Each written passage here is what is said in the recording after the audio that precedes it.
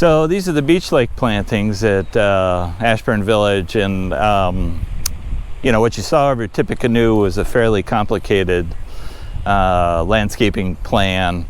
And so when we developed this site, they asked me to design something much more simple that kind of any landscaping company could take care of, and we tried to do that. And so, you know, what you're seeing behind me here, this is mountain mint, Picanthoum muticum, and again, a very thuggish kind of native plant, but basically I always refer to this as pollinator crack, because you will see so many pollinators on this plant now that it's starting to bloom. A little horticultural nerdiness here.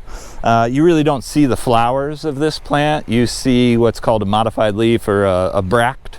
And so if you're familiar with poinsettias and how they turn red on the top, that's not a flower, that's a modified leaf. Same thing you're seeing here with the white. Another week or so, this will just be pure white going through here.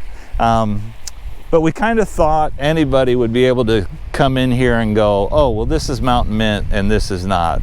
Unfortunately, it didn't work out that way. Again, it's kind of having the right crew in the right place.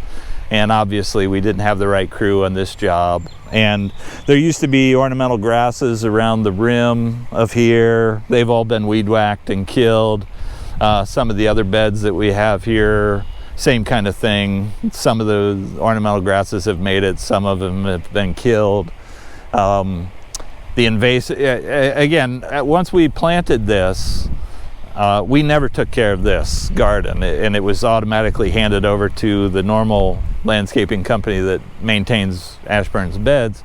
And unfortunately, they didn't recognize an invasive species from a native plant. And so we've got a bed of purple coneflower over here, and it's got a couple of big dead patches in it where invasive species got in, killed the purple coneflower, and we're trying to get it back to where we can get rid of the invasive species, and hopefully in the fall we can do some moving around of the purple coneflower and fill in some of those holes. But we did the same thing with the mountain mint. Initially it didn't take in a couple of spots, and so from some of the other gardens we grabbed chunks of it to fill in the holes, and as you see, it's kind of nicely filled in. Behind us here, this is all Joe-Pye weed and switchgrass in front of it. We left some trails here because the kids use this area a lot. They sit up here on the hill and have little gatherings and whatnot. The very first time I came here to look at this site, there's a weeping willow behind us, and there were a group of kids playing Pokemon underneath the tree, and so we left them a little patio space down there, thinking that maybe this is a Pokemon site or something, you know, but we didn't want to stop the kids from being outside. So again, we kept this really simple, really straightforward, and even under those conditions we had a bit of a failure in the maintenance area.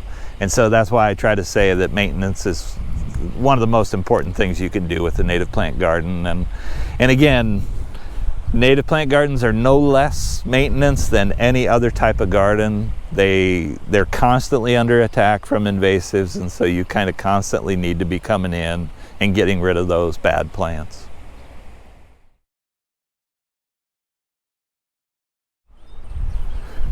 So again, you can kind of see the damage. This was all purple coneflower in here, and again we had ornamental grasses along the edge, and you can kind of see the devastation that has happened because of the invasive species that got into here. And you know, we had things like oriental bittersweet, hedge bindweed, Japanese honeysuckle, the usual suspects that you see throughout Northern Virginia, but just kind of crazy how quickly it took off and quickly took over these beds. But the coneflowers are starting to bloom, so you know, if you're getting out and about with your family, maybe take a stroll by here over the next couple of weeks and you'll get to see this all in full bloom.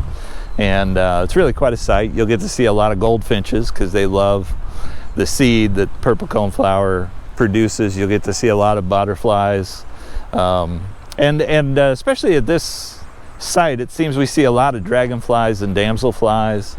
I'm not sure exactly why, but they seem to like this spot, and so I've taken a lot of pictures of damselflies while here, and it's a fun thing. And again, those are those flying flowers that you get as a bonus once you put the plants in.